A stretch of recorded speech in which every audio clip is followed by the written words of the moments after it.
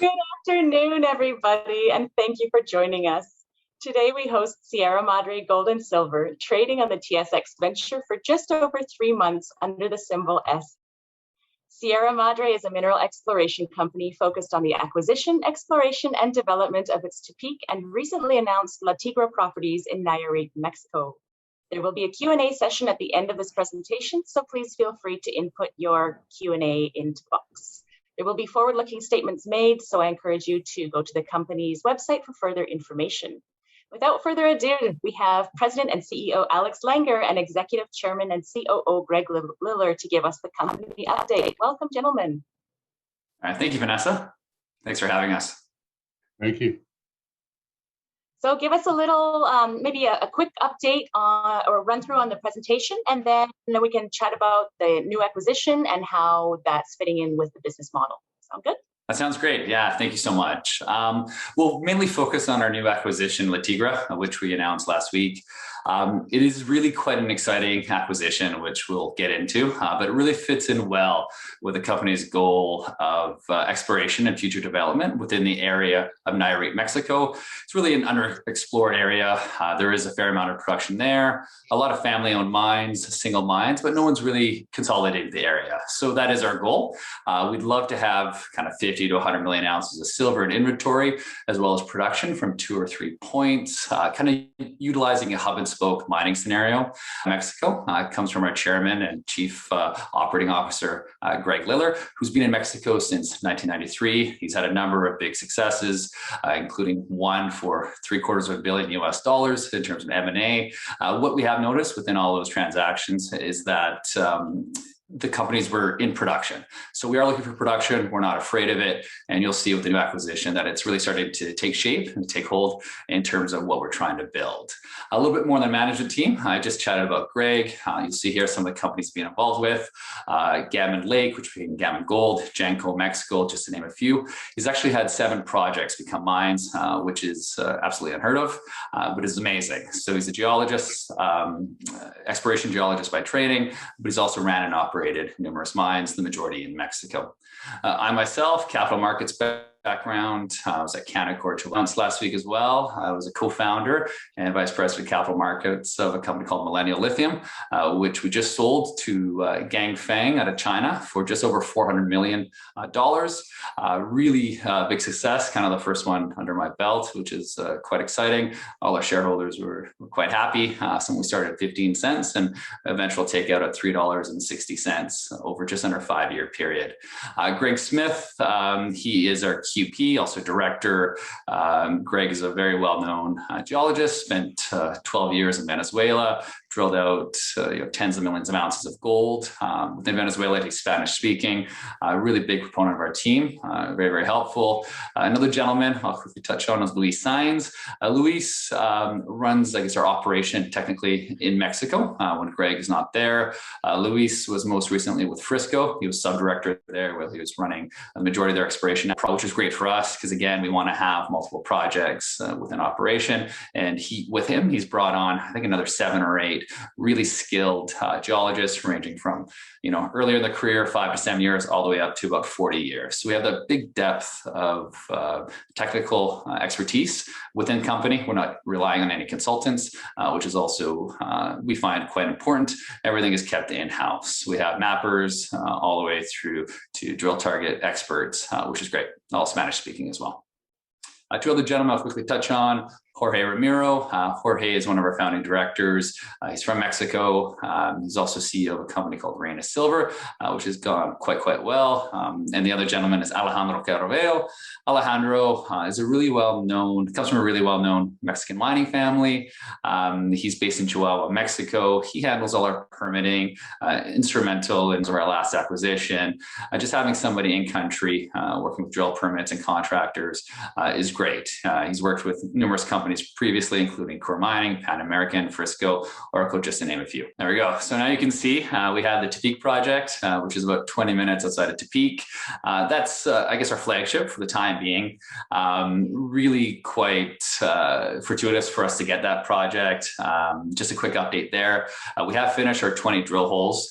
We're just getting the assays in now. I expect to receive all of them within about 2 to 3 weeks, and at which point we will release those drill holes all at once. However, at the same time, we are actively trenching. Just a quick reminder again, we've gone from about 3.5 kilometers of strike length to well over 11.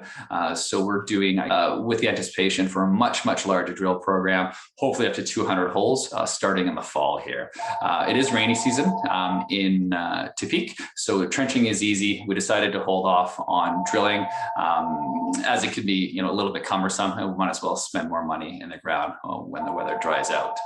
Infrastructure for both these projects is great. Tepic is approximately 30 minutes from the city of Tepic, a city of about 500,000 people. Tigra, our new acquisition, it's about an hour outside of Mazatlan, but it's all on paved roads up until the last 10 kilometers. The two projects are about 130 kilometers from each other, so it fits really well with that hub and spoke mining scenario that I had mentioned before. With that, I'll quickly pass you over to Greg. I don't know if you have anything you want to touch on Tepic before we move on to Tigra. Tepic's got an excellent infrastructure situation. Again, that's very important. It's one of the things on my checklist for acquisitions. We've got the regional airport nearby, well-developed highway system, and electricity's in place. As an overview of the project area, one of the things that also attracted me to this project was the fact that it had had quite a bit of work done on it, 31,000 meters worth of drilling, but no compilation had ever been done, no real base mapping district-wide had ever been done, and they didn't even have a topo map of it, so it's kind of hard to figure out where your drill holes are without something like that. So that was one of the first things we did. After we were in possession of the base map, we started our large mapping program.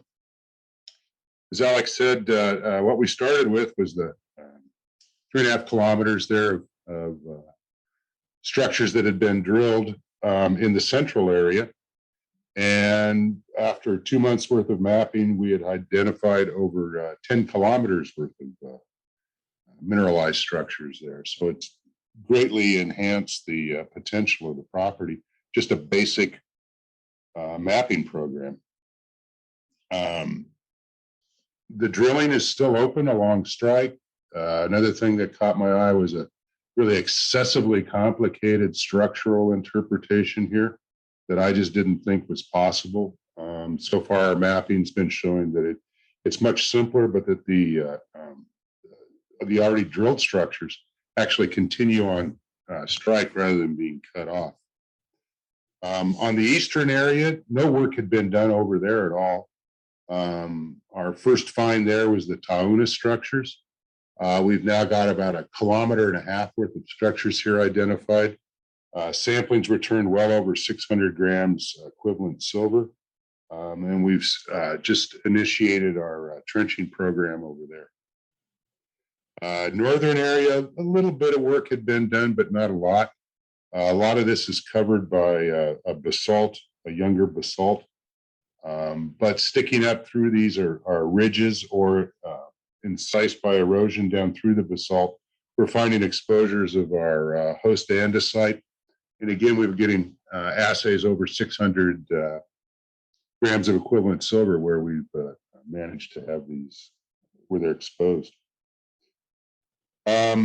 This does have several historic resource estimates done on it.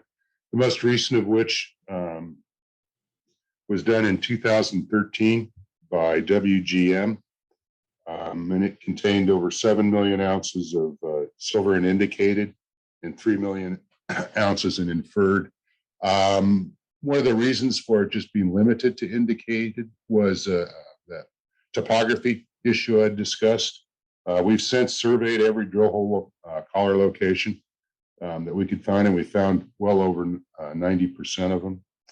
Also involved was a recovery issues. It was all done by core. Our drilling program was designed to twin 20 core holes with RC drilling, reverse circulation drilling, so that we could get 100% recovery. So this should allow us then to elevate some of that indicated into measured, which is a much more valuable category. That combined with the much larger potential we've found here, I think bodes very well for the project. Metallurgically, it's another one of my checklist things. If you can't get the metal out of the rock, you just walk from it. It's worthless. The recoveries from the bottle roll test, cyanide leaching, pretty typical of the Sierra Madres in Mexico. These were only 72-hour tests. I usually take mine out 92. It's more reflective of what I've done in operations in the past. You might boost that silver up to the low mid 80s, but what really caught my eye was using the combination flotation and cyanide leaching of the tails. Since this is a silver dominant system, if we can substantially prove this 90% silver recovery, that will add a lot to the economics here. In our new project, La Tigra, we got it from INSA, one of the major Mexican mining companies. It took a while to put together. They were most gracious about the entire thing.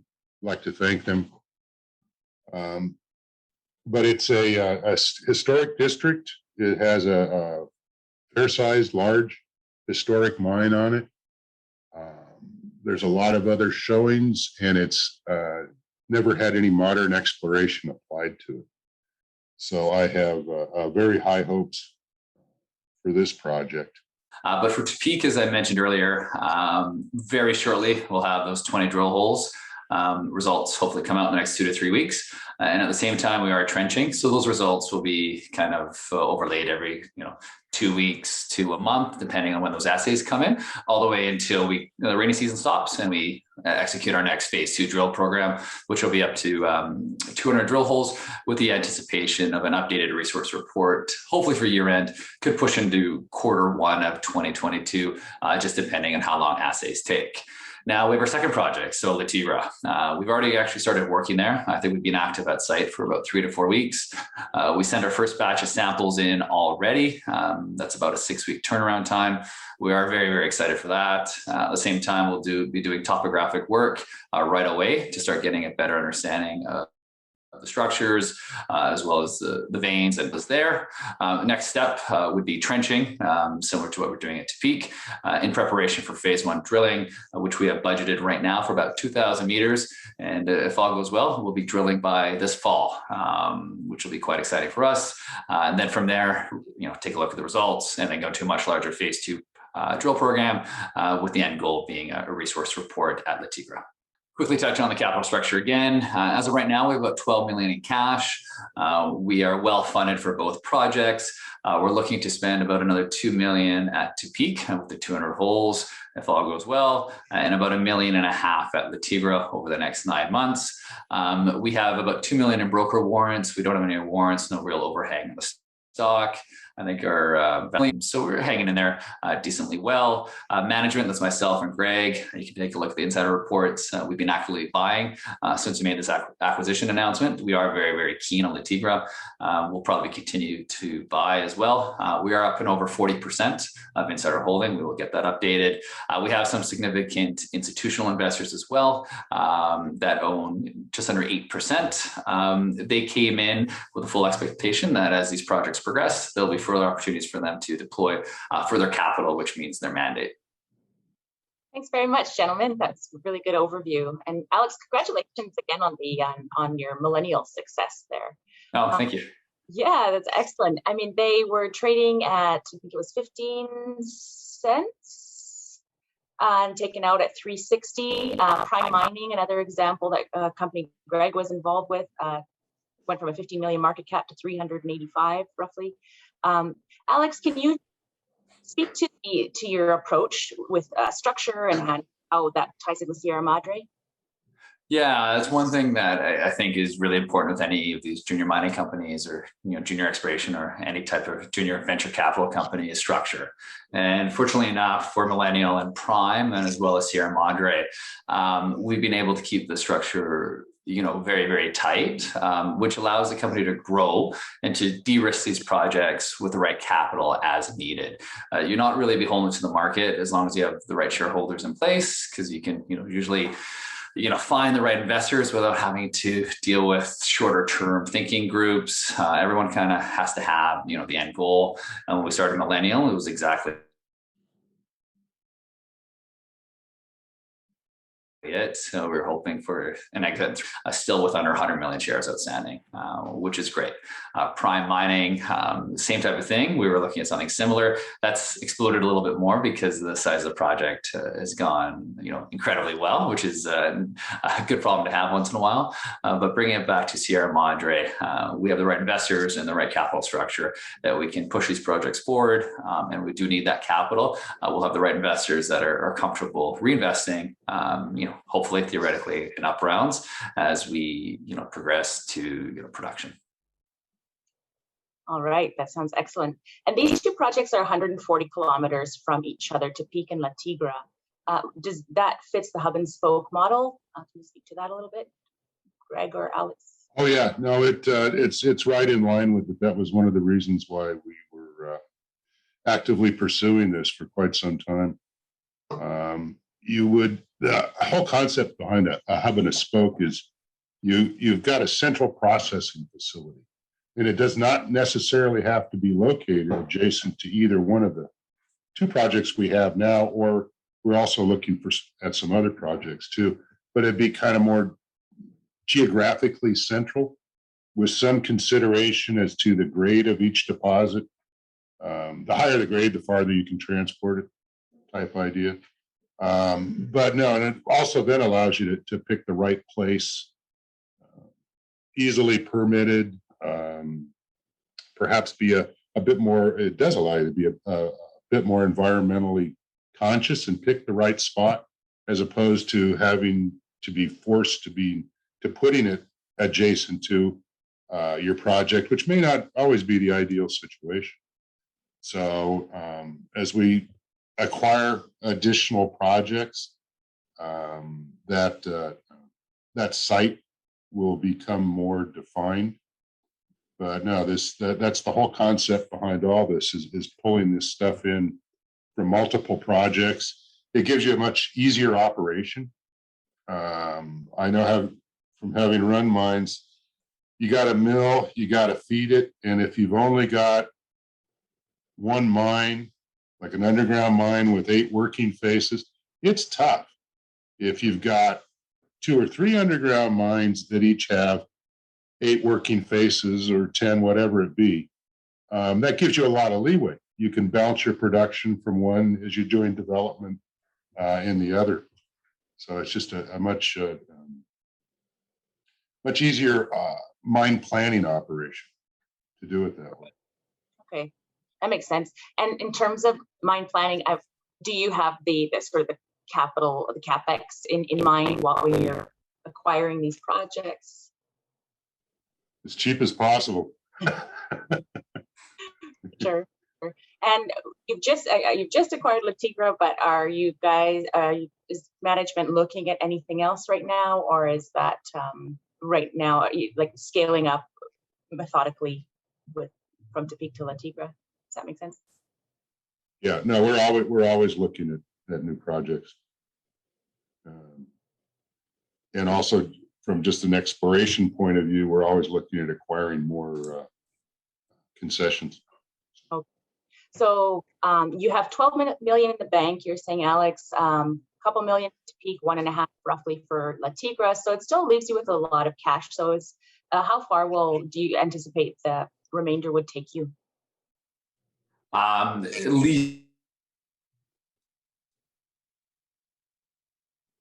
till the end of 2022. I want to, increase the programs exponentially. Then, of course, we would have to go back to market. But we're very, very comfortable. We have an extraordinarily low burn rate, especially in Vancouver. When we're active in Mexico, of course, that goes up a bit. But it's our money, that's for sure. I think I've invested, personally in my family close to 700,000. So we're very, very conscious in terms of our capital spends. Right. Very, very responsible of you. And I was curious, because you have the Nayarit, you vectored in on Nayarit. Is this a more expensive area because of the infrastructure, or can you speak to price at all? It's actually more inexpensive. Chihuahua, things are acquisitions in Chihuahua, everybody wants 5 million, 6 million, 10 million, whatever. I mean, Sonora is very similar. But because there has not been that much Canadian capital inflow, if you will, into Nayarit compared to other areas, the acquisitions are cheaper. Equipment operating costs are cheaper. I mean, it's just all around a more inexpensive environment. The Sonoras, Chihuahua, they've had almost 30 years worth of constant foreign investment in there, and it's driven up the price of everything. Okay. So Nayarit's more of a frontier area. Okay. With some historical. It goes all the way back to colonial times. Right. The mining there. Some of the very first silver and gold production came out of Nayarit. I think it was starting in about 1540. So, and the natives were mining there prior to the Spanish coming in. So. Well, that sounds like a rich history. And one thing that came to my mind is you started out at Tepic with a nice little resource, which you're expanding, doing your RC drilling.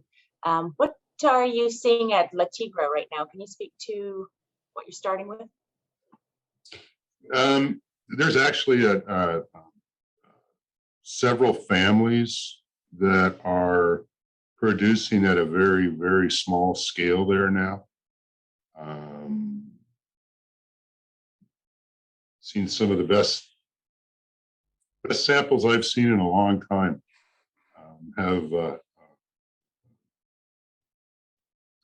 came from La Tigra. My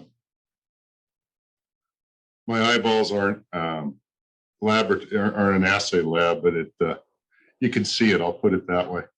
And historically, it was a very high grade mine too.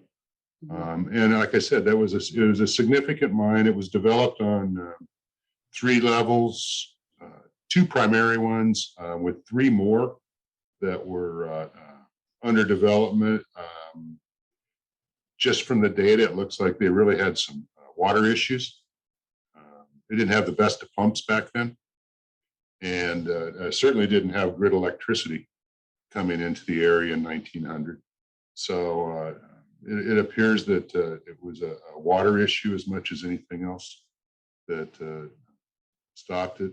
But again, more importantly, this just is not, as far as I'm aware of, there hasn't been a drill hole ever put into this district.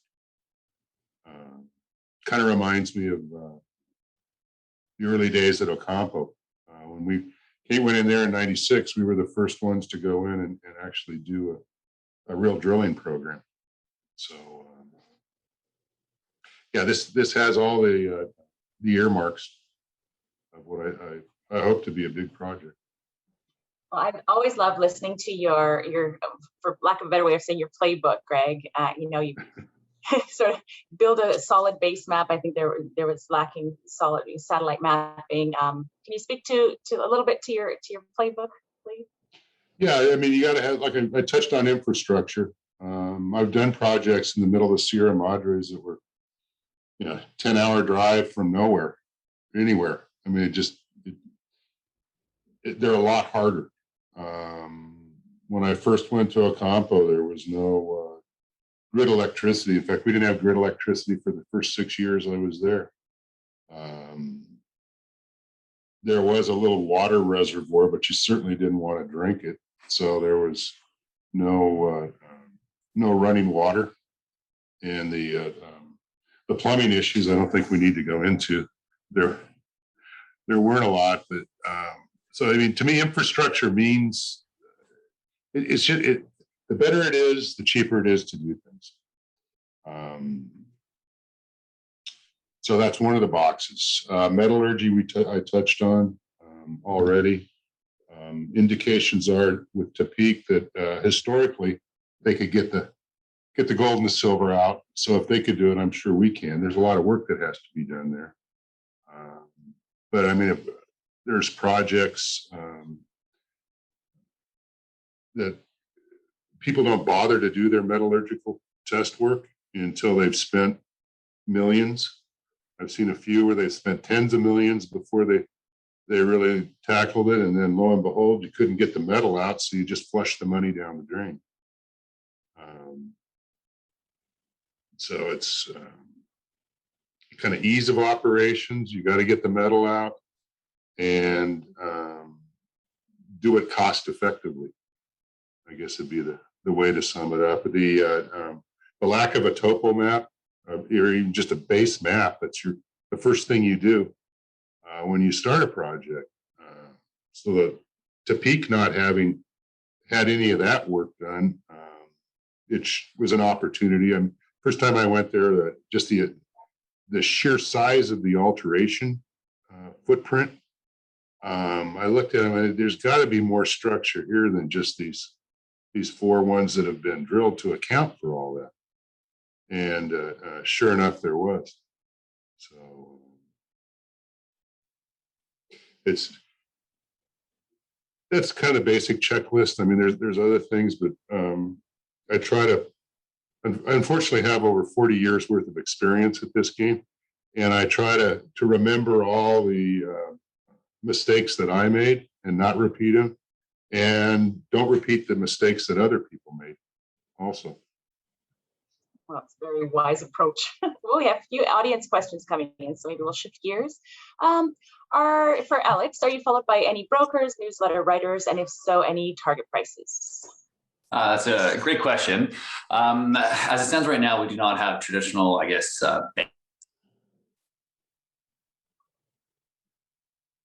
bank analyst coverage. One of those reasons is historic in nature. So once we're able to come out with an NI 43-101 compliant resource, there's a number of analysts that are interested, and hopefully once that comes out, they can do a proper target. In terms of newsletters, we actually have quite a few. There's a number in Europe, gentlemen here in North America, Ivan Lowe, wrote a nice report on us as well. Peter Krauth, there's a number of them, and there's a number more still to come. So we are well followed.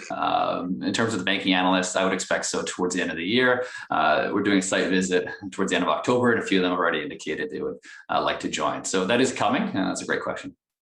All right, thanks for that, Alex. Yeah, maybe on the website in the future, there'll be some more information. I'm just guessing.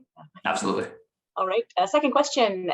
Could you talk a bit more about the drilling program for Tepic half 221? We've done the 20 RC holes. We'll have to get the results compiled, the comparison. We're in the process of permitting up to 200 more holes. We still have an additional 47 holes that are already permitted. So as soon as the rainy season's over, we'll be going back in and probably doing a combination of step outs, pure exploration holes, and some more twin holes for the data. Okay, and another question from somebody else. Will all 67 holes be RC, and what's the average depth? Well, we have 149 core holes. So we've got a pretty good handle on the geology from that. So yes, we'll be doing primarily RC drilling. We may have to bring in a man-portable core rig So I've used them on other projects. You avoid road building that way, which is an environmental consideration. But no, we're planning on using mostly RC. The new areas, no, we'll be doing some core drilling there too. I like RC because you get 100% recovery. With the face sampling hammers and the way they're designed, basically it creates a Venturi effect, creates a vacuum at the bit face, and it just vacuums up all the cuttings so that you don't experience any loss of fines, which oftentimes can carry your silver and gold mineralization. Understood. And a question, can you review quickly where at Tepic the upcoming drill results are from? I don't know if you can maybe scroll back to the map of the area. Yep, let me go back to the, since we were doing twin holes, there were only these 4 areas drilled. So the drilling was done in those, kind of a good scattering, just to see if there was a difference between the structures. But no, it's in the central areas where our current drilling was done. Central area. Okay, got it. Thank you. And what kind of drilling? Oh, would you like to elaborate? No, just to clarify, this is what we call our central area. The east area, as I said, it had no work done on it, and the north area only sparse work done on it. So. Perfect. Thanks, Greg. And just one quick question on what kind of drilling permits for the 200 are you after? You have to go through SEMERNAP. I forget how the acronym is spelled, but SEMERNAP's it's their federal environmental agency. The drilling permits are actually done by the state offices of SEMERNAP, but no, you've got to show them where you're going to we're going to build roads, we're going to drill holes, very similar to what you have to do in the US and Canada. But it's faster. That's music to the ears of an investor, I would think. Permitting can be such a cog in the wheel at times. It's the reason I went to Mexico in '93. I was just fed up with the politics that had come into play in permitting in the U.S. I was with a group who had built heap leach mines in the U.S. and in Australia, and we got into a nasty permitting battle in Arizona, and I just swore I'd never work in the U.S. again, and I've only gone back on that once and regretted doing that. Well, you've got enough experience, Greg, so it's really exciting to hear where you're vectoring in today and learning more about Nayarit. More questions. Can you speak about your community relations and social license in the area? That's one of my favorites. Yeah, currently we probably have created around 25, 30 jobs at Tepic. We're going to try to keep all those people busy during the rainy season. We're actually doing some road repair that's not part of our project, but road repair for the local community. At La Tigra, when Alex and I first went there, there was a bit shocking. It was kind of I won't even say a lean-to. It was a tarp that was supported by 4 or so poles, and under the tarp tent was a blackboard and some school desks, no walls. So they're on top of providing some new employment opportunities in the area. I think we've already hired 10 people. We're looking at what we can possibly do in terms of improving the education situation there. Got to get a handle on that, how many of these small little ranchitos, little pueblos there are, and what the school system's like for each of them. And then we're hoping to try to get some facilities in place for them. I mean, they are trying, obviously, but they don't have the tools. So we're going to look at giving them some tools to help the educational situation in the area. Well, that sounds fantastic, and let us know how we can help. We'll pass the hat when the time comes. There we go. And so it sounds like the social license is so far so good. And did we touch on ejidos in Tepic, or? We've got letter agreements in place with 3 ejidos now. We're talking to a 4th. We're formalizing that. Alejandro's Caraveo is handling that aspect of everything. He's very experienced with it. We never could have gotten that done, but it's much more difficult to build Ocampo if Alejandro hadn't been there and shepherded the entire process along. He's very conscious as to the needs of the ejidos, yet at the same time representing the company's abilities. That's one thing you don't want to overdo, is make a whole bunch of promises you can't keep. That just gets them mad. So you have to be realistic. And thus far, we've got excellent community relations at Tepic. The process has just now begun at the La Tigra, although we are actively hiring strictly locals. Geologists come from the outside. Everybody else is local and lives there. So we're trying to always try to make yourself part of the community, and it's a lot easier to get things done in Mexico. That sounds really like the way to be. I mean, just treat other people like you want to be treated, I suppose. Be transparent, and maybe it sounds like the ESG is phased, perhaps a phased approach as you explore and build the programs. Does that make sense? Yeah. No, I mean, it's we're not a major mining company rolling in money, so we can't.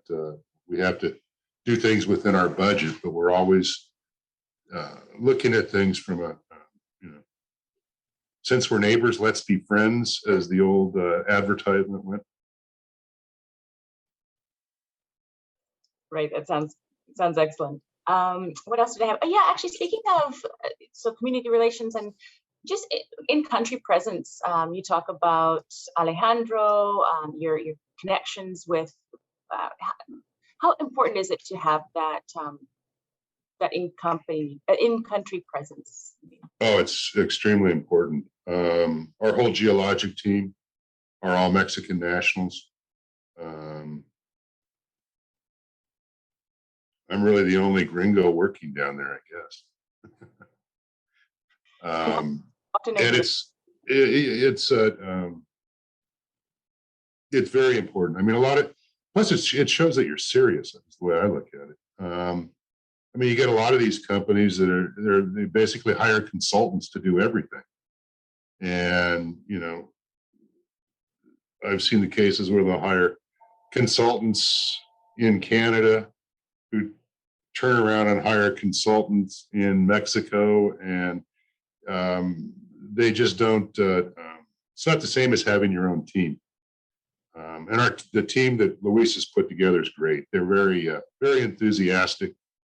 I've had to turn my cell phone off because they start in on WhatsApp messages at 4:30 or 5 in the morning, and I mean all of them are going then, and it's irritated my wife. It was waking her up. So, but no, it's very important to build a team. Plus, we give them options. We give them some skin in the game, and they're the people that make it work. So I'd like to make them some money too. Also touch on the, I guess, the importance of Alejandro and having him in country for their latest acquisition, La Tigra. Pretty complicated. It can be to make sure you have, all your processes in place. So we did the agreement, and it's the third largest copper company in the world. They haven't really worked with a junior in the last 10 years. So it was quite fortunate for us. It was a project we had identified that we were interested in, and we went to them. And it took a while, but we were able to get that project with all the proper signatures and bank accounts and subsidiaries. And it's something that, if you weren't in country, would not have been able to have happened, meeting with them and everything like that. Well, it sounds like you have a really well-rounded management team, on the ground team. Now with the acquisition of La Tigra, so they've been busy at Tepic, and in terms of scalability, are you going to be hiring? I mean, you say you've hired a few more people. Is that just growing sort of organically, or do you have to run out and find some more talent? No, we should be okay for the time being. As Alex touched on, Luis Saenz is our director of exploration and development. And Luis has worked for me off and on since the mid-90s. But he's also developed a real network, especially when he was sub-director at Frisco. So he's got a group of people that he can draw on, some really good ones. But for right now, we're fine. I think 7 geologists running around is quite a few.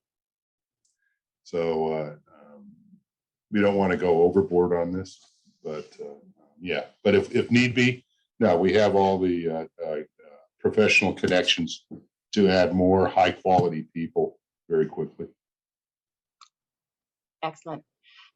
Just one question from the audience left here. How long is the permitting process? Is this permit bigger than the MIA permit? For the drill permits, no. Basically, if you're not going to be doing a lot of disturbance, what did it take us on the first one? About a month. Yeah, it was exactly a month. Yeah. Now COVID's complicated some of that, but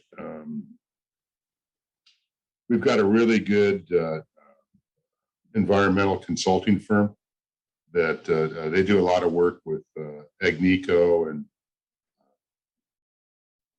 Pan American and some of the big guys. We got a good relationship with them, and they can kind of shepherd this stuff through. But it's much faster. It's so much easier than dealing with the Forest Service or BLM, Bureau of Land Management. Back to the reason you are in Mexico. Yes. Yeah. Thanks for answering that.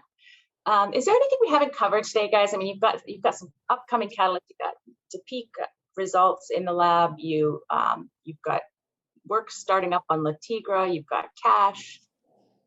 An amazing team. Yeah, no, I think we've kind of touched on everything. Maybe not.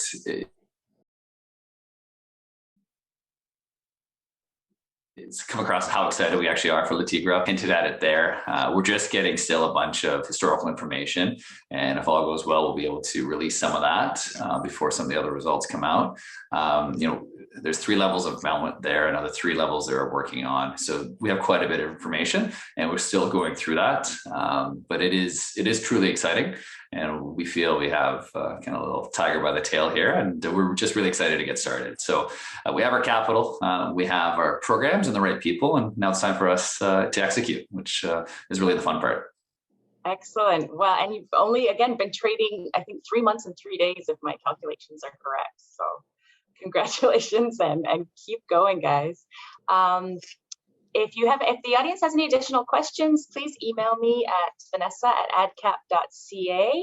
With that, thank you so much for your time, everybody. Greg, Alex, thank you for coming on, and we're so excited to circle back next time.